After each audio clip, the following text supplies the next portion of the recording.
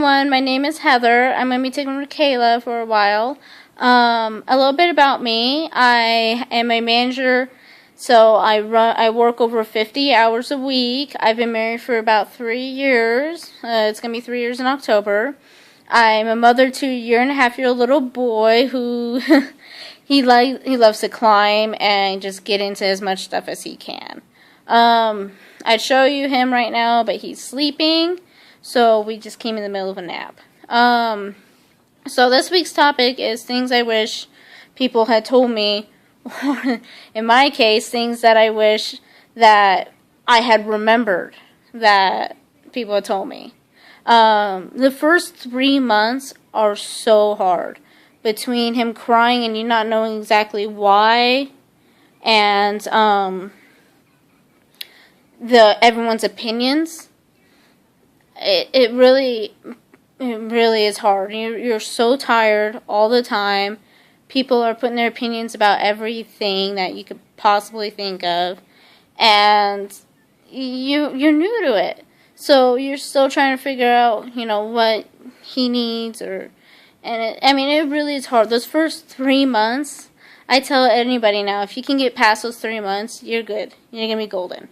Because that's when they start smiling and reacting and focusing on you, and then it's just all worth it.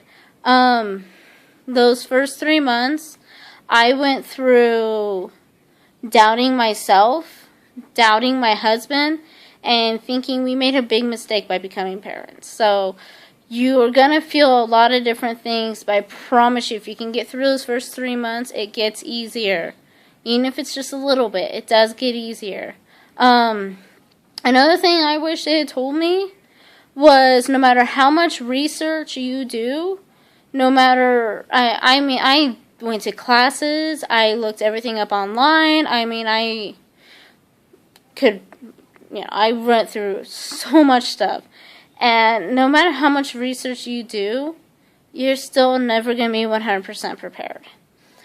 I took care of kids my entire life, from babies to older kids. I thought, I could do no wrong. This is going to be so easy. And then my little boy came in the world, and it just came crashing down on me. I got scared. I didn't know what I was doing. I had to rely on so many people, and that's another thing. Don't hesitate to rely on people.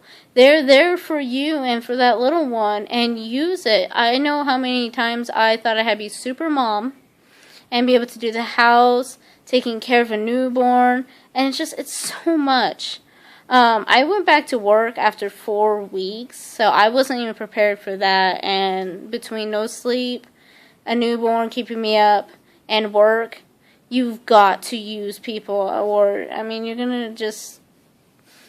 you're not going to have time for yourself, and then you're not going to be able to give your child the attention that you want to give your child. Another thing, when you do need to go back to work or even go on a date or anything, the moment you leave your child with somebody else, you're going to panic. You're going to be not understanding even to yourself why you're feeling this way, because you trust that person, or you wouldn't leave them in their hands, but it's the whole fact that you're not there. When I first went back to work, I cried the first few days that I was working. When I come home, I would sit in my son's room crying because I missed him so much.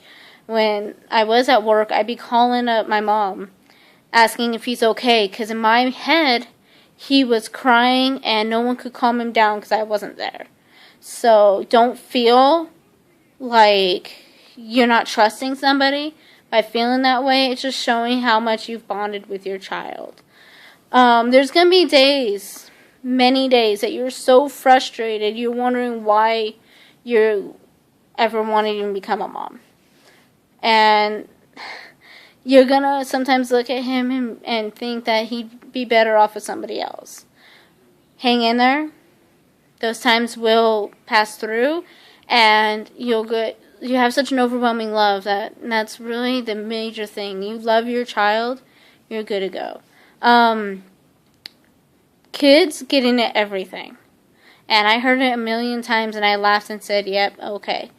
My son now knows how to use a straw, and he's really obsessed with them, so he pulls straws out of everything he can possibly find. Which makes it really difficult because you find straws and you don't know where they go. He likes to dump Cheerios all over him. I call it a Cheerio bath. And he thinks it's the funniest thing. So you're always going to be picking up after him. Don't feel bad if you can't get to the laundry. If you can't get to even picking up those toys. You need to make time for yourself. If not, you can't give your son or your daughter any of the time that they deserve and that they need. And you're going to let yourself go, and I mean, it's not going to work that way. Honestly, like I said, I researched a lot of things I had already had an idea of, and I was surrounded by people that loved me and were there for me to help me. So a lot of things I had like a knowledge of already, but I'm going to just go back to that 3 months. You can get past that 3 months. It will get better. The first 3 months are so hard. You're going to feel like you're the only mom in the world going through it. And you're going to feel...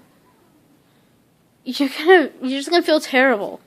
And honestly, no matter what, it is worth it. He is worth it. Every day I wake up and he's the first thing I just can't wait to see. I can't wait to put him in my arms. I can't wait to play with him, run around with him, because my little boy is running. You look forward to those little times, but you will have times when it is really hard too. So just hang in there. Know that you have support, and if you don't, there's places like this, Arizona Mommies and Baby Center and WhatToExpect.com. These places, there's so many people that can help and support you. And you just got to reach out to them. Don't be afraid to. So that's my biggest advice is just hang in there and get help if you need it, and just don't give up.